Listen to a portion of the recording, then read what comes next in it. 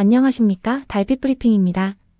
오늘은 대한민국 현대사에서 아주 큰 전환점을 맞이하게 된 소식을 전해드리겠습니다.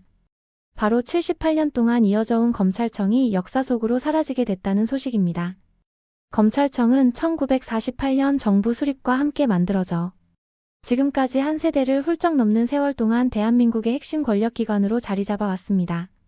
수사와 기소라는 형사 절차에서 가장 중요한 두 권한을 한 손에 쥐고 있었던 곳이죠. 쉽게 말해 사건을 파헤칠지도 재판에 넘길지도 모두 스스로 정할 수 있었습니다.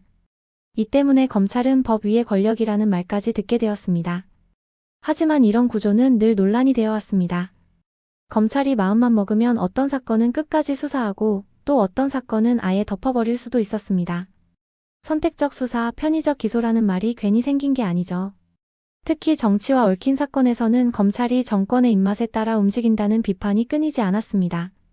국민 불신은 점점 커졌고 결국 검찰 개혁은 역대 정부마다 피할 수 없는 과제가 되었습니다. 노무현 정부, 문재인 정부 때에도 검찰 권한 축소와 수사기소 분리 논의가 활발히 이어졌습니다. 그러나 제도적 완성까지 이어지지는 못했습니다. 그리고 이제 이재명 정부 들어서 마침내 큰 결단이 내려진 것입니다. 정부와 여당, 대통령실이 함께 내놓은 이번 조직 개편안의 핵심은 바로 검찰청 폐지입니다. 앞으로는 두 개의 새로운 기관이 만들어집니다. 첫 번째는 중대범죄수사청입니다. 이 기관은 이름 그대로 대형 부패 사건이나 권력형 범죄 같은 중대한 범죄를 전문적으로 수사하게 됩니다. 수사권은 이곳이 전담하고 행정안전부가 관리와 감독을 맡습니다. 두 번째는 공소청입니다. 공소청은 오직 기소만 전담합니다. 범죄 수사와 재판 청구를 완전히 갈라서 견제가 가능하도록 구조를 바꾸는 겁니다. 검찰이 독점하던 권한을 둘로 나누어 권력 남용을 막겠다는 취지죠. 다만 이렇게 큰 제도 변화는 한 번에 적용하기 어렵습니다.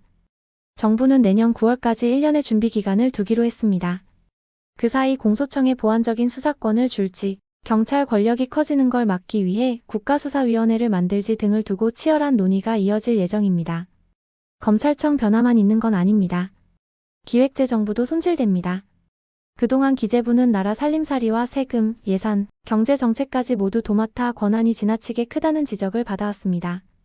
앞으로는 예산만 전담하는 기획예산처가 따로 생기고 기존 기재부는 재정경제부로 바뀌어 경제정책만 담당합니다. 예산과 경제 권력을 나누는 셈입니다. 금융위원회도 달라집니다. 금융감독위원회로 이름을 바꾸고 금융시장을 감독하고 감시하는 역할에 집중하도록 개편됩니다. 또 하나 논란이 끊이지 않았던 방송통신위원회도 사라집니다. 대신 방송미디어통신위원회가 새로 생기며 위원 수도 5명에서 7명으로 늘어나 균형성과 공영성을 강화한다고 합니다. 결국 이번 정부 조직 개편은 권한이 지나치게 집중돼 있던 기관들을 쪼개고 재편하는 것이 핵심입니다. 검찰청, 기재부, 금융위, 방통위까지 모두 포함됩니다. 여기서 한 가지 짚고 넘어가야 할 점이 있습니다. 이런 제도 개편이 우리에게 낯설게 느껴지지만 해외에서는 이미 오래전부터 당연하게 운영돼 왔습니다.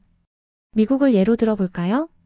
범죄 수사는 FBI 같은 수사기관이 하고 기소는 연방검찰이 담당합니다. 영국도 마찬가지입니다.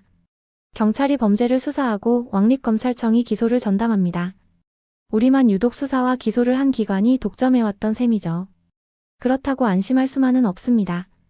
한국 사회의 특수성을 고려할 때 제도가 과연 제대로 안착할 수 있을지는 아직 미지수입니다.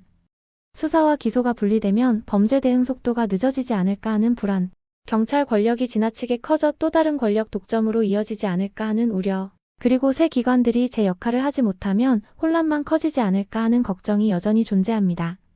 긍정적인 시선은 이렇게 말합니다. 검찰 권력이 분산되면 국민은 더 투명하고 공정한 제도를 경험하게 될 것이다. 반대로 우려하는 시선은 이렇게 반문합니다. 새 기관이 자리를 잡기 전까지는 권력 공백이 생기고 그 피해는 고스란히 국민에게 돌아올 수 있다. 여러분은 어떻게 생각하시나요?